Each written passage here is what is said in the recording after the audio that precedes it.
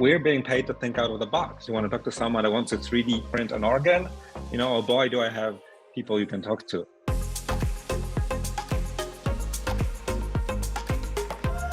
If you want someone that wants to try something new and crazy idea you have, there will be people at the university that are probably already thinking and trying to do it. It is the duty of leaders to lead, of the creative to create, of the daring to do. The free world expects leadership of us. Its fate and our fate depends upon our leadership. We are industrious, inventive, restless, with the fires that burn within us. Well, I say that nothing is easy, and the best things are the hardest. And all our troubles, all our immense difficulties, now and in the future, can I say be solved if we have the will, the courage. The future is to those who take. Welcome to another Startup Health Fireside Chat, where we bring you candid conversations with leaders in health innovation. We hold these chats in front of live audiences of founders from the Startup Health portfolio. I'm Logan Plaster, and it's my pleasure to be your host for the next hour. Our guest today is Lukasz Kowalik, Senior Licensing and Business Development Officer at Weill Cornell in New York City. We wanted to have Lukasz on because his experience bridges science and business. On one hand, he's got a degree in chemistry, PhD in neuroscience, postdoc in chemical biology. On the other hand, his roles have been in business development, and his current position has him helping inventors and startups transition into commercialization in partnerships with organizations like Weill Cornell University. We'll dig into how these two worlds of science and business come together and what you can learn from him as a founder. Lukasz, thanks for joining us for this Startup Health Fireside Chat. Oh, thank you. It's my pleasure. Thanks for reaching out. And so however I can do to help all of you with your amazing missions, this is exactly my job. So I appreciate it. Awesome. Well, we are pleased to have you here. Lukasz, let's start by getting to know you a little bit better. Give us a flyover of how you came into your current position at Weill Cornell. And what was your aha moment when you knew you wanted to work in business development and not just stay in a lab? Thanks. That's a really good question. So for me, I actually always wanted to be a scientist and work in the lab, even as a little kid. So science was never a question. It's really more when I started working in the lab that I realized that there is a gap. There's a need for people that can understand science and talk to people that make it. And then there's a whole universe out there that where you really need to help people to make sense of the scientific funding, connect them to the right founders, you name it, right? There's a lot of translation to be done, and I think the academic scientists tend to sometimes belittle that, right? I was lucky enough to be at Stanford, where there's a great Spark program. I don't know if you know, amazing team there. And I had some, from Daria Moshley Rosen and Kevin Grimes. I had some amazing mentorship that really showed me that, oh wow, there's really a lot to be understood about how drug development, how innovation works outside of the lab. And then I ended up doing some consulting work when I met this amazing mentor. Her name was Tyrell Milsall. And she initially, that's really funny, we met on Craigslist, and she hired me to sort of tutor her in biology because she was taking on a new project. She was a biz dev professional that never done anything biology related. And we just really hit it off. And I realized, wow, she's this amazing person that can really sell ideas that she's really learned about, within the last few weeks. So, hey, maybe there is something there for someone who has an experience with science. And that's how it started. I ended up then working at Merck, the German Merck KGaA. I'm doing innovation in a large company, really bringing new ideas, a little bit pushing the rope, if you will. Trying to, but it's gratifying to see these things were adopted. So they moved into things like, 3D bioprinting or use of blockchain to tracking their medications. That's some of the projects we've pioneered with them as innovation specialists there. But I was missing university. So when an opportunity at UCLA came up, I thought I could really go in there and be kind of that bridge that bring in a bit of that business sensibility into an academic environment that I know and treasure. And that was this, and that started out UCLA and then took me back to New York City I did my PhD at Rockefeller, just across the street from where I am at Cornell now. And it's really been a treasure, as someone who does business at the university, business development. We also, my role would really be covered by 5 different roles in a company, right? We do competitive intelligence, we do deals, we do IP management, we do also some of the informal R&D advising. I mean, the scientists, they often work with us to help them advance their projects, right, in a way that are commercializable. And that's actually been one of the greatest joys, right? Is actually working with scientists to sort of, if they're willing, it's very relationship based, to really make sure that they sort of, take into account what the markets are like and what are the needs, how that can complement their scientific expertise. Now, there's a lot of folks on this call who've worked in business development, fewer that have degrees in chemistry, neuroscience, chemical biology. And I wonder if you could speak to kind of your unique perspective coming from that background, specifically thinking about blind spots or gaps that you might have if you're in the field and maybe don't have a science background. How do you see things uniquely? So I think for me, the biggest advantage that my background brings is really to be able to get scientists on board. I think, it's really that relationship thing, is that quite often, at least initially, like I said, many of you, I'm sure, have experience with scientists that have already committed themselves to this kind of commercial journey. But I think when you're at the beginning of it, sometimes, some of them, they don't really get the full picture because it's just not really taught, it's not really discussed, right? The fact that really the initial idea is just the very beginning of an avalanche of steps that needs to be made, right? That the regulatory science is, crazy complicated, that IP, that business, that it. So I think it's really just kind of meet the scientists at a certain level, just explain to them, look, I'm an expert too. I get what you're coming from. But in what we do, that's also expertise, right? And that's also an important piece of the puzzle. And I think that's something when, so it gives me street cred, if you will. Sure, and sure. That can give you the sort of buy-in to push other ideas. I mean, I can remember when I joined UCLA at first, I was talking to, an amazing neurologist. She became my real good friend at first. And my first conversation with her, and she was like, well, wait, you're not going to tell me how to do my science, right? And then 6 months later, she called me and like, oh, I want to do this experiment. What do you think? Right? Yeah. So it's really, I think that when you show that you have valuable feedback into people's science, that also when they start looking at you a little differently. And I think we should remember that, like in the end, the business idea is there, but it should have implication for upstream research. I mean, it shouldn't just, they two need to be connected. And I think so, in other words, it should flow both ways, right? So not just we're taking the ideas and science and taking them into business opportunities, but also how can this river of ideas flow backwards from the business opportunity, from where the market is. Yeah, I think that's a really important lesson in terms of how you're building your team, your advisory board, having those experts that are going to give you the credibility within the science and medical community. Today's conversation is about tech transfer, which is, kind of just a fancy way of saying, how do you get this great idea out of your head, out of the lab, out of the hands, off the kitchen table, and into a partnership with a large institution, like in your case, a university. You're an expert on how this works at a university, but I'm guessing that a lot of the same principles apply for other large institutions. But I want to zero in on the university piece here and really kind of understand, for the founders on the call who haven't thought about having a university partner, why in the world should they consider working with a university with their startup?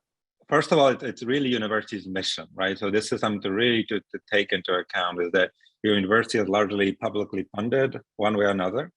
Billions of dollars go into research, right? And even though, so it is really part of this way of getting your the bang for your buck, for taxpayers' money or foundation money, whatever you want to call it, right? So I think most of universities should consider it part of their mission, and the kind of the system we live in, right? commercializing something is really one of the chief ways of getting something to the hands of the people, right? When I was working for a public university in California, I always said, hey, you know, I'm really here to make this accessible to patients and to consumers, whoever might want to use it, right? So I think this is something to really keep in mind. And universities, you know, they teach and they do research usually. So this kind of innovation piece tends to be seen as a little bit of a sideshow. Like, I'm not gonna lie, like, you know, the amount of money we'll generate probably will never rival some of the biggest grants. Although it's, you know, sometimes it gets close. The UCLA I was before, right? They had a deal with Xtandi, a prostate cancer drug that was monetized for over $1 billion. So, you know, nice chunk of change even for a big school. But always remember that, you know, there's certain things about university that will make them a little cautious, but they will see the opportunity if you sell it to them right. That is, we like to have a good story, right? We like to have a story that we can use to recruit and show people that we're on the cutting edge, right? That we're out here making great new drugs. And I think that's, or new treatment, or helping spin out new companies. I know there's a lot of people here that, you know, work in digital space, and we welcome all of that. But what you kind of have to maybe understand is that, you know, these are large bodies, and sometimes it can take us a little while even to understand who has the authority to take care of the particular request you're asking for, right? Sure. So certain things are very clear, like patents, right? This is something we would think about.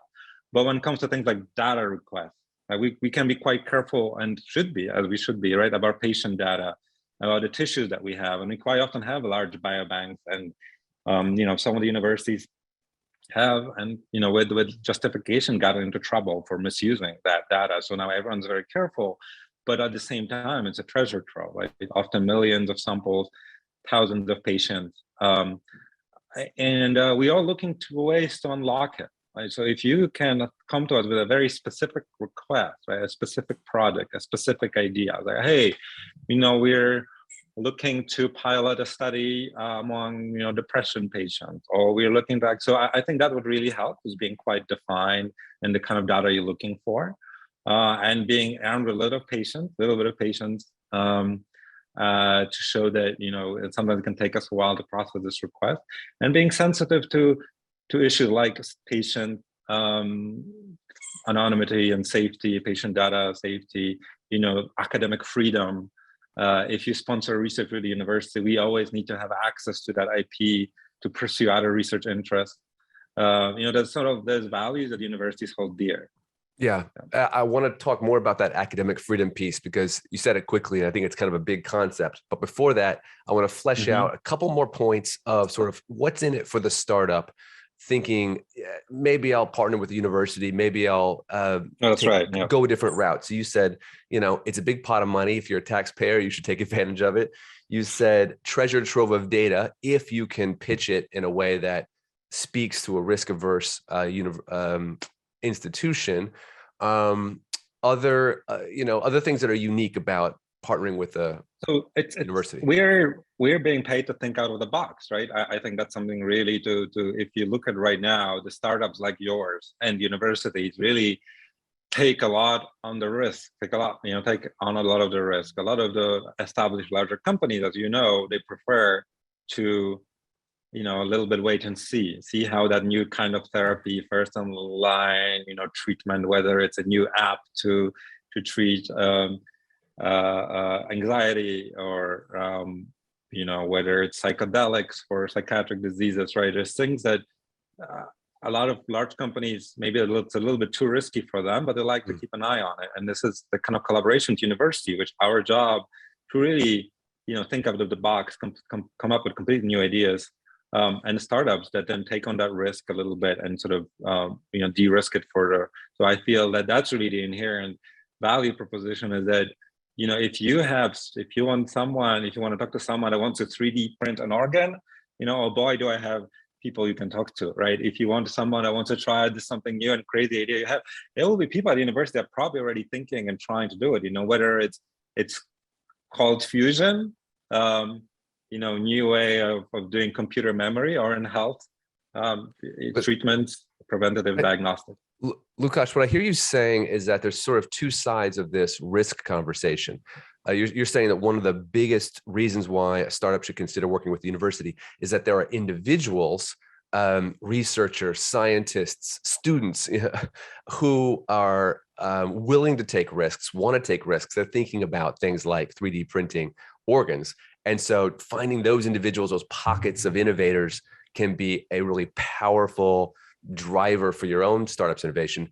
And then you said before, the institution itself can be rather risk averse when you think about data sharing, privacy, I'm guessing how their name is used, things like that. So is that accurate to say that both of those exist? So we're very, the word risk, maybe we're very open to obviously new research areas and new avenues of exploring knowledge. But when it comes to,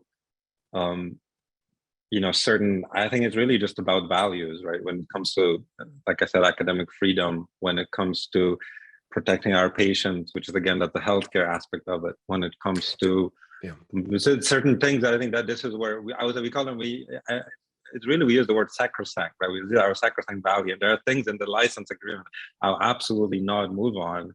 And I'd rather walk away from a deal before someone asks me to commit my scientist, for example, to do something they don't want to do.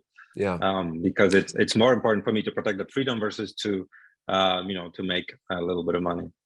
Let's talk about that academic freedom piece. You mentioned that a deal between a startup and a university has to have academic freedom baked into it. We talked about this a little bit on our intro call, and it was something that was, a thought that I hadn't had before. So maybe you could walk people on the call through what that really means. Yeah. So I think it comes up in several contexts, right? I think importantly, when there's a new startup, imagine one of my scientists happening right now, right, has in many contexts has a great new idea for a drug, perhaps a drug platform, right? It's something that is really working in this first application. But what if the scientist wants to explore a little different, right? What if the scientist a year, 2 years from now makes an improvement on this, right? The startup is a little nervous, right? Because they're about to start a new launch a new campaign, right? They're about to engage a lot of money into this. And there's this bit of a wild card, right? The scientist that maybe, who knows, maybe in 3 years we'll discover something that's way better. And this is something that it will be, I think, a risk, something that a startup needs to, or a company working with scientists, university have to kind of accept. But I think what really needs to be remembered, this is all very relationship driven, right? If a startup has a relationship with the founder, with the scientific founder, with the university, if they sit on the board, if the startup maybe sponsors a little bit of research in the lab, right? Then the startup will have indeed the right to look at this, right? The right to maybe even license this improvement that we talk about, but it doesn't come automatically, right? What sometimes people think, like, oh, I license technology X, I get automatic rights to the improvement. To me, it's a little bit like, well, you're licensing, you're buying an economy class seat. If you want to pay for business, you got to pay for it separately. So, you don't get any automatic rights to the improvement. It's a different product, if you will, and that's how we see it. So we can keep you informed. Sometimes we agree to that. But in the end, these are discrete units of IP. The way to get there, like I said, just sponsor some research, and that, if you can afford it, and I think that's a good way to build goodwill with the founder, with the scientific founder, and with the university, because then we're always on the lookout for that research money. So something to keep in mind. Would you say that a partnership like that with a researcher that is going to want to push the envelope and do that additional research, is that a way for a startup to kind of, just to use a jargony term, to future-proof themselves? To say, hey, we got someone on our team who is thinking about, 20 years down the road. Definitely. And I think, it keeps you appraised of the development. It doesn't replace the company's R&D, right, which is more development rather than research, but you can almost initially, at least, and that's what a lot of people do, outsource our research part a little bit, right? And I think, at least in a particular aspect, whether you want to find out more about, will this treatment work in a different disease model, right? Or maybe, you want to, things get a little trickier with clinical research. I just want to clarify that. I think so that the conflict of interest stuff can be something we have to manage. But sometimes you want to try it out in different contexts, at least in the preclinical way. It's very doable. With clinical, we can discuss that. It's definitely doable, but you may want another PI. There's ways around it. But basically, what you don't want to do is to set up an incentive for a researcher, right? To Yeah. because then your clinical study will not be as valid if someone has, a very natural incentive, right, to for a certain result. But totally agree. The future proofing is a good way to think about it. Yeah. Yeah, I want to get into more of what makes a great partnership. But before that, let's get to two questions in the chat that have come through. Sure. First, let's go to Chantal Kersens from CareCoach. Yeah, so my question is around the indirect cost rate. So this gets a little bit into the weeds, but in my experience, I've been on the academic side and on the startup side.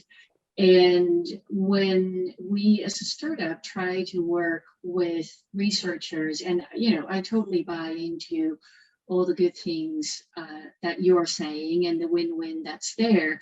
However, regularly the indirect cost rate that a university charges can be cost prohibitive or a barrier for a startup to continue and to even consider partnering with a university. So my question is, how should we approach that conversation?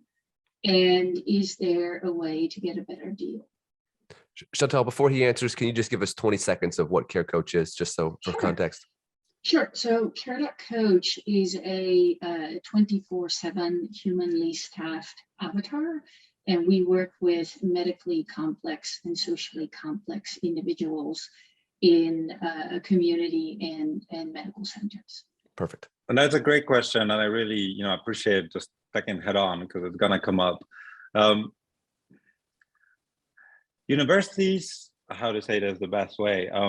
There's few ways around it, right? I can't really give you a very good. So maybe one thing that I will start with is that often the kind of things you may be interested in, so clinical research actually does carry a significantly lower indirect cost rate because it tends to be, not to use labs and facilities as much. So I would make sure, first of all, that that it's classified correctly. If you're doing a clinical trial or clinical proof of concept, that will typically carry around, in the 20 or 30%, something like that, versus 50 or 60%, which is your typical indirect cost rate. But think about it. I mean, university PhD students earn $40,000 a year, $50,000. When else were you gonna get a professional, for that amount of money in a large city? Without other costs. So this, I actually think the university, it's very cheap labor cost. It's really what then is offset by the indirect cost because they get all the support. And the same with postdoc. I was a postdoc at Stanford.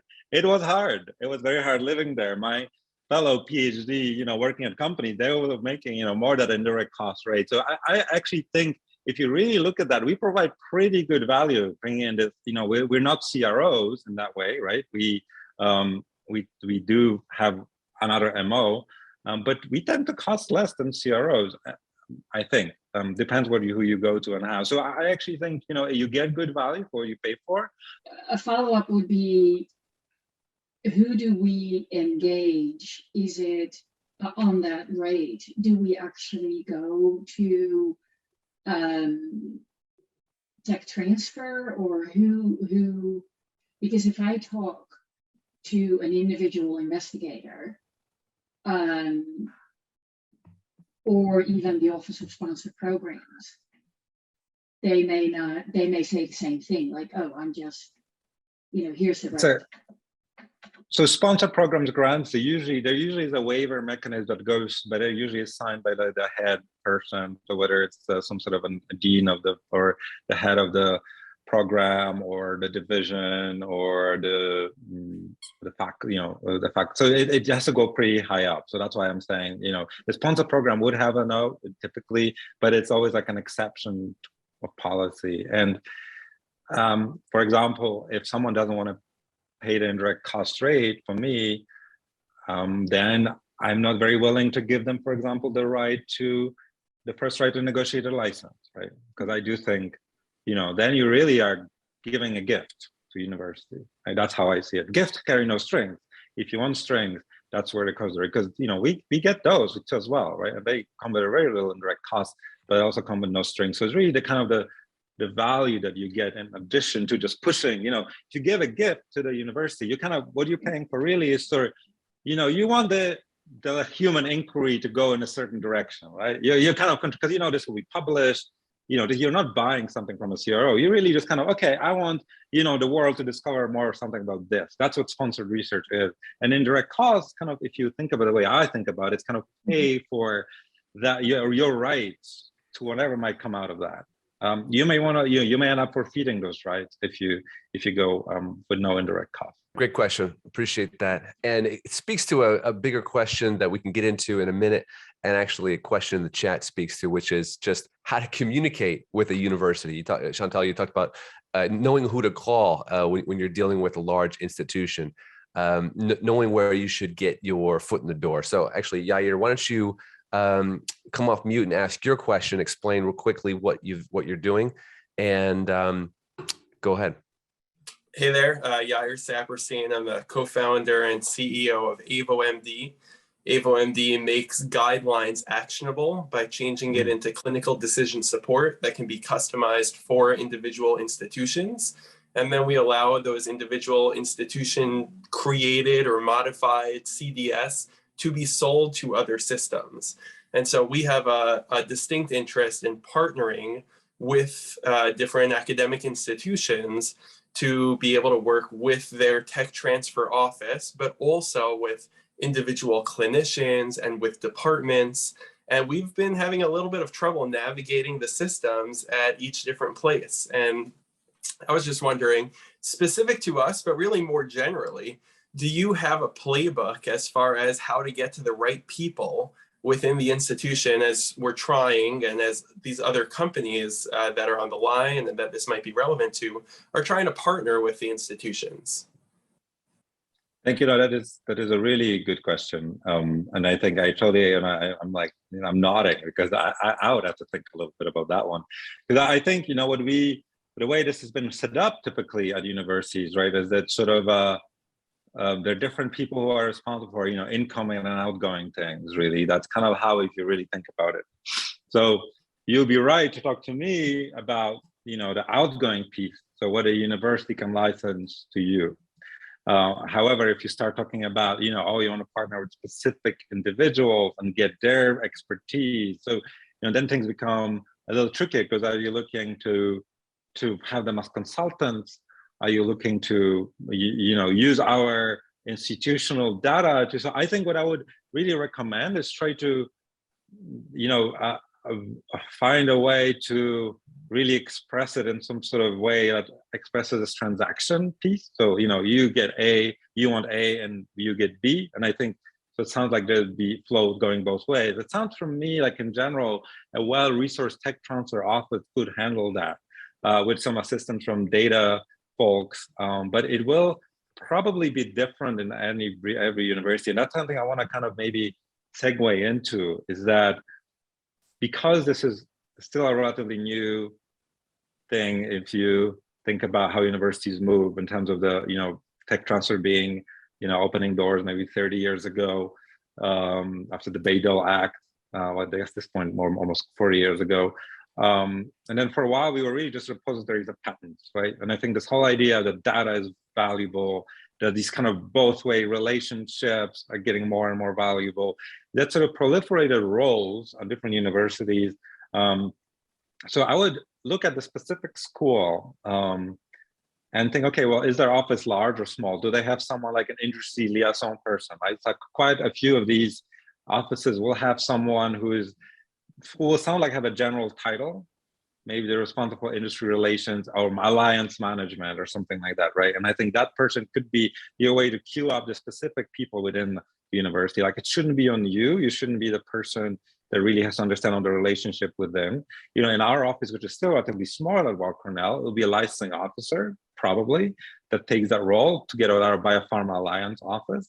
But I think, I would typically, there is someone in the tech transfer office, or in something called an innovation office.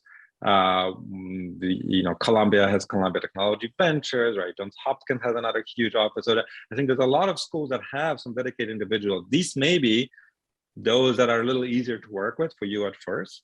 So that's something to really consider.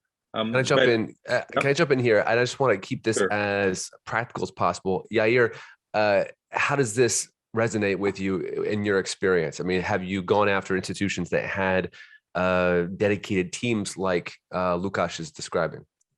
Yeah, it's helpful. I think the part that you're saying about finding somebody that's a champion within the institution, to kind of rephrase it a different way, who can help connect you to others, and hopefully that champion is within the tech transfer office, and that way everything can be streamlined, has definitely helped.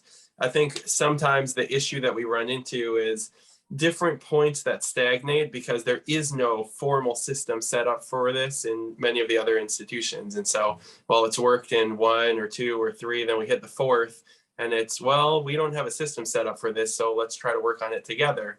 And it drags on for half a year, 8 months, as we try to figure out a system for the university to kind of work with us in this way. So I think the parts that resonate most are find somebody within the institution, and especially tech transfer office, that can help as the point person, and then try to coordinate the rest around it. And how about this sort of expressing the value proposition, maybe? Because I think that, for example, wasn't super clear. Or like kind of parsing it into transaction pieces that make sense for university. I mean, I think that maybe because you know what makes sense for university. Like, like I said, think about licensing, flow of data, flow of material, flow of money. And if you can kind of show it, kind of what's in it for it, I think maybe that makes things easier too. Awesome. I appreciate the question, Yair. Let's go to another question. This one's from Brad from MindTrace. Brad, you can come off mute and go ahead and ask it. Great, thanks. Yeah, so the broad question is, as I wrote in the chat, essentially about how to approach negotiations with medical centers about accessing patient data. And I guess I have some follow-ups to that, but I guess maybe the perspective, if I could frame the question, would be if you could maybe talk about what kinds of things incentivize a university or incentivize a medical center when they come to these negotiations with, for instance, startup companies that may be very interested in accessing some of their patient data. What's interesting to the university in those negotiations? Brad, in 2 sentences, remind us what MindTrace is working on. Oh, thank you. Yeah, MindTrace is a startup that is designing software tools that help clinical teams predict neurosurgery patient outcome before their surgery. Awesome. Lukasz? Thank you. I think, so can I just ask, are you looking to retroactively kind of access patient data that's already there, or are you looking to kind of design a study that will consent patients for this particular study, and then access that? A little bit of both. I mean, we are interested in retrospective information, but fundamentally we are interested in prospective data collection under an IRB. And that is the sort of part B of this question, is essentially IRB versus a business associate agreement. And well, that's from the startup side, and I'm curious from the institution perspective. So as you can, so I have that question because that is for us, I think that's a really big difference, right? Did our patient consent to something like this, right? And I think, and when is it possible to sort of, how derived does it have to be for us to not worry about it anymore? So I can give you an example.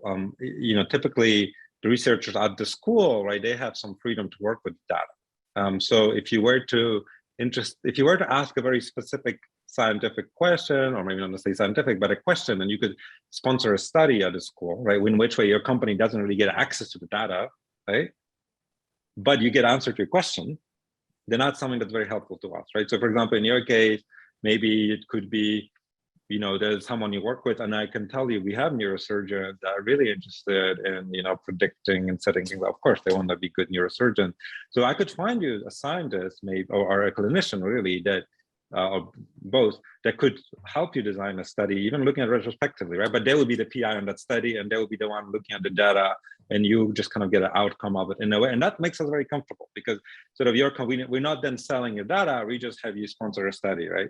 So that's something we really are sort of afraid of, because our reputation is at stake here, right? Is that we would somehow be seen as sort of selling our patients out, right? They're trusting us with their health, with their data, and somehow of course, we understand that this isn't it, that we're really advancing innovation here, right? This is not about somehow us making a huge pile of money out of that, but I think, you know, it has been represented like that on front pages of many journals, and the last thing we want to end up with on the front page of the New York Times for that reason, right? So this is going to be always in the back of our head when talking about patient data. Let's go to a question in the chat from Salman Khan from Biotix AI. Go ahead, Salman. Make sure you explain what you're building in a couple sentences before you get started. My name is Salman Khan. I'm the CEO and co-founder of Biotix AI. We're building machine learning algorithms that can detect abnormalities in fetus, also leveraging AI to help with doctor workload when it comes to reporting and whatnot. Thanks again for taking time to speak with us, Lukas. This is, this is very important, and we truly appreciate your time. My question is following up on Yair's questions. I wanted to get into the nitty-gritty with Cornell, since you work there. How does Cornell go about implementing new technologies? I mean, what does a typical sales cycle look like? How long does it take? Can you walk us through the process, and, you know, who are the key decision, makers? Who are the stakeholders? Where do we start? You know, what does that process look like? What does that pilot look like? How do you guys test the technology? And then who signs off, and how do you guys, I know this is a loaded question. Just a 9-part question. No big deal. No, and I think that's a key part, really. I think just to make sure I understand, see, I'm not the buyer of technology, right? I am the seller. If you have a new technology for a university to take on, I am the last person you want to talk to. I can sort of, because I am not, I mean, I can suggest to people, but I think in that case, what you really want to do is to find the clinicians, right? And the people that really use it, and then just try to sort of sell, and then, so that's, and then I think, they get to their own channels, and then, the different people would sign off on it, whether the department head, but that's a kind of an administrative process. And as you know, gosh, it took forever for the health record to become computerized, right? We can finally say that. Now, most of us work in Epic or related systems, but it took long enough, right? So I do think you have to contend with definitely at least a lot of late adopters, although there might be some early ones. So I think here, I mean, I think what you want to do is to find, and again, this is more like me giving advice or just being generally someone works at a university, find those early adopters, incentivize, find maybe people who also innovate in this space and work with them. One way I could see, for example, this being adopted a little easier, right? If this has a little bit of something that we created as well, right? And it doesn't have to be anything big, but I think that way you also can get people buy-in. But this is, I have to say, unfortunately, I get a lot of those emails from people who are like, oh, I have this new great technology that universities should work with. I'm like, I can't, I'm really a seller in that case. We are very, so yeah, I can put you in that with a purchasing office, but that's probably not who you would want to be talking to. So my advice here would be to find an adopter, a champion, preferably someone who is well positioned in their community. And I think there is a lot. I mean, again, example I can give you, Oliver Elemento. He's not a clinician, but he's someone who heads an institute for computational medicine, I think it's called, or something similar. At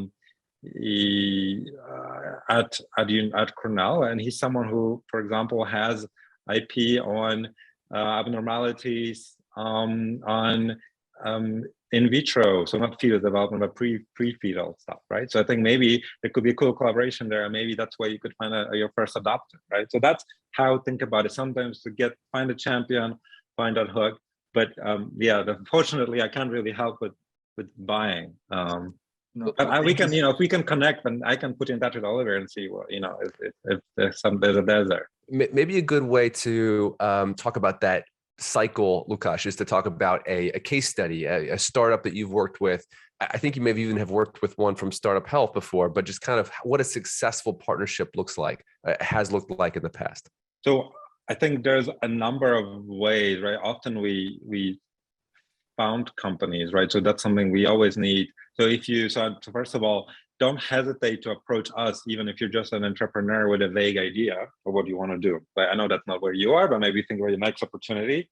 I have, probably 4 technologies right now that are looking for a CEO, right? Or more, probably more than that, right? So that's something we usually have ideas in science, but we're sort of short of entrepreneurs and skills, right? Particularly, I think maybe someone like Boston and San Francisco are quite blessed to have a lot of bio people, but I think a lot of other ecosystems still need them, right? So that's one way when we kind of approach, we get approached. So really think about it like that. Another way, like I said, is where you want to build your pipeline a little bit more. Like when you maybe have your first product, but you want to then augment it and, say, find something a little bit, whether it's a new addition to your app, or, maybe you want like a lot of you are looking for data to train your algorithm, right? And I think, so just back to your question, to be very specific, I'm going to go like a specific partnership.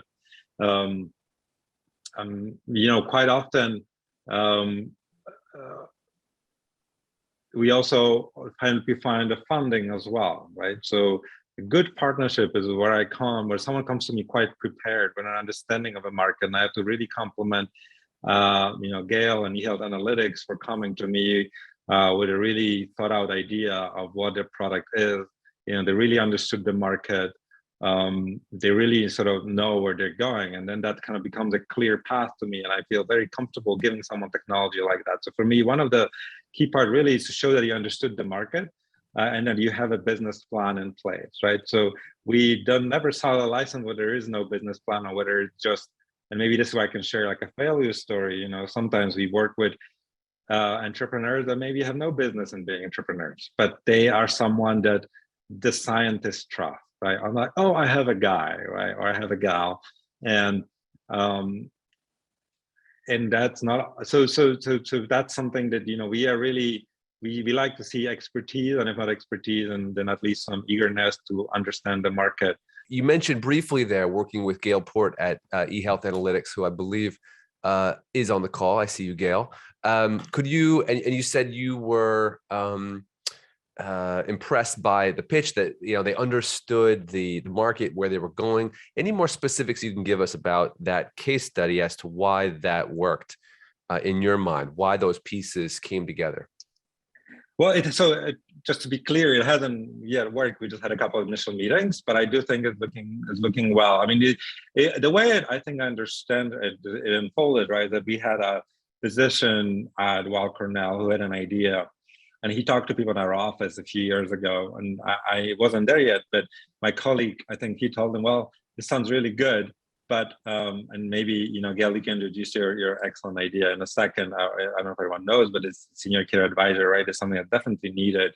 And, we told him to find entrepreneurs and someone that can take his vision to reality. And I think that's exactly what happened. He found the team at eHealth Analytics, and they seem to have worked together to really develop the prototype. So in other words, why I think it really worked is that because I see someone really, again, understood the opportunity, has a well put together pitch deck, has a clear value proposition, not just to the investors. And the university in some sense is also an investor. We're giving you our IP, whether it's code, whether, data, right, in that way. And we're banking on you doing well so that you can pay us back sometime in the future, right? You think about it. We rarely command for startups, and someone asks you for an upfront fee that's too large, right? We usually ask for a little bit of equity, we ask for things down the line. So we're kind of investors. So if you treat us as an investor, right? So we see the pitch, but not just something that appeals to investors, but also appeals to the customers, whether it's their doctors, their payers, whoever they might be. Then I think we're already in a good, and there's a team like in eHealth Analytics. I mean, they've done it many times, so I feel very sort of secure, and then placing university IP with a team like that. Got it. That makes a lot of sense. Let's go to a couple more questions in the chat. Peter Aryan from Juno. Why don't you go ahead and explain what you do and ask your question? How's it going? I'm Peter from Juno. I gotta say, beautiful background. I had to throw that in there, color on point. But we provide direct-to-consumer at-home STI testing for Gen Zers. So college students, obviously, being sexually active is a huge market for us. Our approach has been very B2C2B focused. So we have student ambassadors that represent Juno and have actually pushed our brand onto the campuses themselves. I was wondering, what is the best recommended strategy you think with with how we've approached this, and if you think universities and student needs are enough for these kinds of partnerships to come into place. I think it's a little different when it comes to undergrads, right? I think so. If you think about it, there's been a bit of a shift, and that's interesting. And again, I'm not really speaking from my role as a university tech transfer person, but just more like as someone who works at the university here, right? But there's been a shift. Undergrads are a little bit more like consumers at the university at this point, right? And I think that if you have our loved one or been at university recently, I mean, I think things have sort of evolved to that. So I think if there's something that the students really want, it will probably be provided. So I think you're right to focus on them. But I think overall, universities are concerned about the grad student and undergrad, and they're about the well-being of students. And I think whether it's sexual health, mental health, I think all of that is really important. Other kinds of well-being. And I think it probably makes sense for you to find someone at a university, but it's usually someone who'll be working in the dean's office or well-being, there will be people like that. And I think if you can convince them to make that part of their offering, and if you, again, maybe show them a value that they provide the university, could be partnering with their clinic, I don't, not as in competition to services they offer, but rather to complement their services, showcase the groups that they're not focusing on. Maybe people, I don't know, maybe men having sex with men who are not comfortable going into the office, right? But they need to be tested or something like that, right? I mean, I think there's a huge number of population you can discuss. And I think you would need to find, I think it will help you to find the right, but again, probably wouldn't be me, right? It would probably be someone who worked with students, someone who worked with response, but I do think it makes sense to consider university an ally in this case. Thank you. I don't know if that helps. Appreciate the question, Peter. Appreciate that. As we get towards the top of the hour, Lukasz, I want to just give you a couple of sort of big picture questions to close us out. Given your vantage point, both from the scientific side and working with startups, where do you see the greatest opportunities in health innovation today? So I'm obviously a little bit biased because I am, myself a neuroscientist, and I by training. But I just want to something put your attention is that the cost of dementia currently of untreated dementia, the cost is more than the cost of all the cancers combined, right? So I think for me, this is more like a 5 to 10 year horizon, but I do think neuroscience, whether it's again dementia, whether it's cardiovascular, it's Alzheimer's disease, and as you know, we're sort of getting into the point where maybe we'll get some drugs for that. But also there's plenty of ways to support these patients with dementia, right? I mean, right now I'm trying to find a smart pill dispenser for my dad, and it wasn't that easy. Like, I just think there's a lot of ways in which you can really help those people out. And I think this is, again, population that will be growing. So again, I think neuroscience, turning and that psychiatry is becoming quite an interesting field. I mean, we had approvals for postpartum depression recently, right? Psychedelics come into play. Pain, again, as you know, is still very big. And sometimes pain doesn't mean to be chemical therapeutic, right? We know that mindful meditation works very well, people with pain, right? There's ways, fibromyalgia. So I want to say this is one thing, but another thing I want to just do I think a lot of you are doing is exactly unlocking this treasure trove of data that we have as universities. And, whether it's detecting depression from voice cues by voice assistants, whether it's what many are using, training AI and other algorithms on a current set to see and prevent disease, right? And I think that's I find that perhaps to be the most reassuring thing. The thing, early detection is still the best weapon we have against a lot of diseases, whether it's cognitive impairment, whether it's cancer. Right, if you know early, you can act early, and I think that's something that I think luckily you are doing that. So I would really keep on encourage you to do that. Just to close it out, sometimes the innovation is an actual therapeutic, a drug, an invention, and sometimes it's an innovative business model, an innovative way of coming to market. And I wonder where you see those opportunities right now. Yeah, I think that's a very good, excellent question. And I think that's something that we often would rely for people like you to provide, right? There's a dire need for new business models, I think, in a lot of areas. including infectious diseases, right? So what do you do if you get a new antibiotic, right? You put it on the shelf, right? You want to use the last resort. So, currently, was it Achaogen, right? They got an approval for an antibiotic. Normally an FDA approval for any drug would send the company shares flying. Well, the company folded because it was one approval, not two, and it wasn't enough to sustain it. Because everyone, the demand, everyone was afraid the demand wouldn't be enough. What if we had an innovative business models for antibiotic pricing, once a subscription model, something where you, something like that, if you can get people on board with new business models to fund, whether it's innovation in areas like, the antibiotic cliff is going to happen, right? 2030 is something we all have to work hard to prevent. And again, I'll be very happy to partner with a company that has an idea of how to conquer that. But again, it could mean anything. It could be direct to consumer models. We launched a company out of UCLA that partners with perimenopausal women and the practitioners to help them with cognitive brain fog that happens. There's a big of cognitive impairment that some women would have in menopause. It's an treatment that's a hormonal treatment. It's a weak treatment approved in Europe and not in the US, but it can be prescribed by a compounding pharmacy. So there is a telehealth company that worked with us, and we licensed the technology to them. So the treatment could go direct in the hands of the patient, right?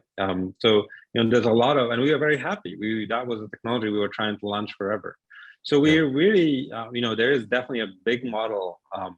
And finally, even cost of making drugs, you think about it, just how much it costs, things like using AI, et cetera, to de-risk and help with clinical trials, with preclinical research. I think there's really a huge need to just lower the cost of drug development as well. Well, Lukasz, that brings us to the top of the hour, and I would be mindful of everyone's time. Thank you so much for spending this time with us, giving us your broad overview of the industry, but also really going under the hood and how startups can partner with universities. It's been really informative. Thank you. I really appreciate it. And I hope, please reach out. I feel like we really just scratched the surface.